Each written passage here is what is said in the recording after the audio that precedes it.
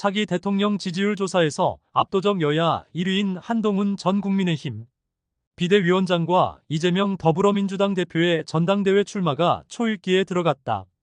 모두 관례를 깬 출마다. 총선 참패에 책임지고 물러났던 비대위원장이 당대표에 다시 출마한 유례가 없다. 2004년 총선 때 당을 이끌었던 한나라당 박근혜 대표가 총선 패배 직후 전당대회에서 대표가 된 사례가 있으나 그땐 노무현 대통령 탄핵 역풍으로 인한 괴멸적 패배를 막아내 박다르크라는 별칭을 얻을 정도로 큰 공으로 평가받았다. 이재명 대표의 연임 도전도 김대중 총재 이후 처음이다. 유력한 대선 주자인 두 사람의 출마로 두 당 모두 당권-대권 분리 원칙이 흔들리고 있다. 국민의힘은 대선 1년 6개월, 민주당은 1년 전부터 대선에 나가는 사람은 대표를 맡지 못한다. 더불어민주당은 대선에 출마하려면 선거일 1년 전에 사퇴하도록 돼 있는 당원 25조 2항을 그대로 두되 특별하고 상당한 사유가 있을 때는 당무위원회의 의결로 당대표 및 최고위원회 사퇴 시한을 달리 정할 수 있다는 내용을 추가했다. 사실상 사문화됐다. 국민의힘 황우여 비대위원장은 당대표가 자기가 나가는 대선을 주도하지 않아야 공평한 것 아니냐는 그게 당원의 취지라며 당원 수정에 반대했다.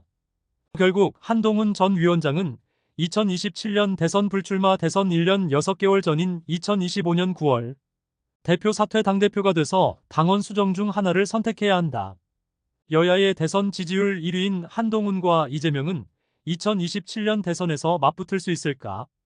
법원의 시간에 쫓기는 이재명과 대통령의 시간에 맞서야 하는 한동훈, 모두 넘어야 할 허들이 많다. 담대한 도전일까? 무모한 도전일까? 이재명 대통령을 가로막는 위협은 사법 리스크만이 아니다. 민주당의 다수당 폭주가 더 위험하다.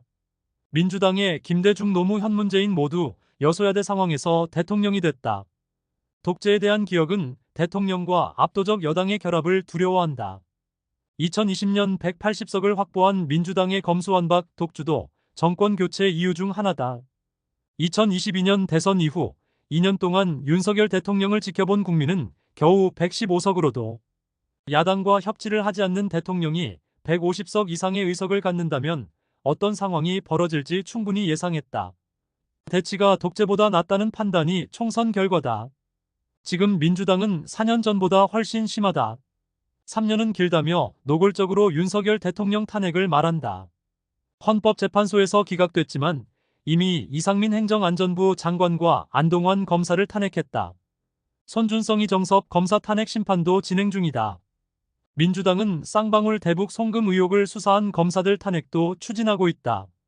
김홍일 방송통신위원장도 탄핵 대상이다. 개혁신당을 빼더라도 189석을 확보한 야권은 무슨 법이든 통과시킬 수 있다. 국회 상임위도 원하는 대로 법사위 운영 윗과방위원장도 모두 차지했다. 집권 야당이라고 자조하는 국민의힘은 민주당 힘자랑 앞에서 한없이 무력하다. 언뜻 보면 민주당이 무소불위의 힘을 가진 듯 보인다. 과연 그런가? 특검이든 법안이든 대통령은 모두 거부권을 행사할 것이다. 대통령이 제의를 요구하면 200석 이상으로 재의결할 수 있을까? 탄핵은 헌재에 막힐 것이고 방통위원장은 탄핵 전에 사퇴하고 다른 사람 임명해서 결국 대통령 뜻대로 할 것이다. KBS 사장 임명도 막을 수 없었듯 MBC 사장 해임도 막지 못할 것이다. 윤석열 대통령이 하고 싶은 걸 막을 순 있어도 이재명 대표가 원하는 건 얻을 수 없다. 대통령 탄핵은 현실적으로 쉽지 않고 임기 단축 개헌은 대통령이 거부하고 정치적 타협은 윤석열 대통령과 이재명 대표 모두 원하지 않는다면 남은 카드는 지금처럼 비토크라시 상태가 계속되는 것이다. 그렇게 해서 이재명 대표가 얻는 게 뭘까? 사법 리스크 허들을 모두 넘고 민주당 대선 후보가 된다 치자. 개혁신당을 뺀 189석 의석을 가진 채로 대통령이 될 수 있을까? 하고 싶은 대로 모든 걸 할 수 있는 대통령을 국민이 용인할까? 이재명 대표와 민주당이 전략적으로 고민할 지점이다. 한동훈 전 국민의힘 비대위원장도 험로가 예상된다. 임기가 3년이나 남은 시점에 대통령과 갈등 관계에 있는 유력한 차기 대권 주자가 당대표가 되겠다고 나선 사례는 없다. 만약 한동훈이 대표가 된다면 여권은 이중 권력 상황에 놓이게 된다. 영남 현역 의원들과 윤석열 대통령을 한 축으로 수도권 당협위원장들과 한동훈 대표를 한 축으로 대립하는 형국이 될 것이다. 윤 대통령의 레임덕은 불가피하다. 한동훈이 말하는 2조 심판이 지금은 이철규와 조정훈을 말한다는 데서도 알 수 있듯 이번 전쟁은 내전이다. 내부 공격이 방어하기 더 어렵다. 게다가 상대는 백전노장이다. 윤상현 의원은 당권 대권 분리 당원으로 포문을 열었다. 2027년 대권 포기, 당원 개정, 2025년 9월 사퇴 중에 어떻게 할지 밝히고 출마하라고 압박했다. 불출마를 선언한 안철수 의원도 가세했다. 한동훈 위원장이 출마한다면 총선 참패에 대한 성찰 당 개혁 방향, 대한민국 미래의 비전에 대해 밝혀야 한다고 요구했다.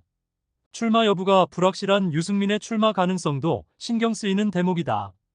반윤 지지 기반이 겹치는 유승민이 출마한다면 결선 투표의 변수가 될 수도 있다. 높은 지지율은 윤석열 대통령에 대한 화가 투사된 것이 분명하지만 윤 대통령에 대한 당원과 지지층의 태도는 양가적이다. 한편으로는 대통령 국정 운영 태도에 화가 나지만 한편으로는 대통령과 당대표가 충돌할까 우려가 큰 것도 사실이다. 유력한 대항마인 나경원 의원은 그 점을 겨냥했다. 우리 당은 친윤, 비윤, 반윤 또는 친한, 반한 이런 것들과 결별했으면 한다며 제가 지금껏 걸어온 정치에는 친도 반도 없고 앞으로도 없을 것이라고 한동훈의 급소를 찔렀다. 이젠 되돌아갈 수도 없다.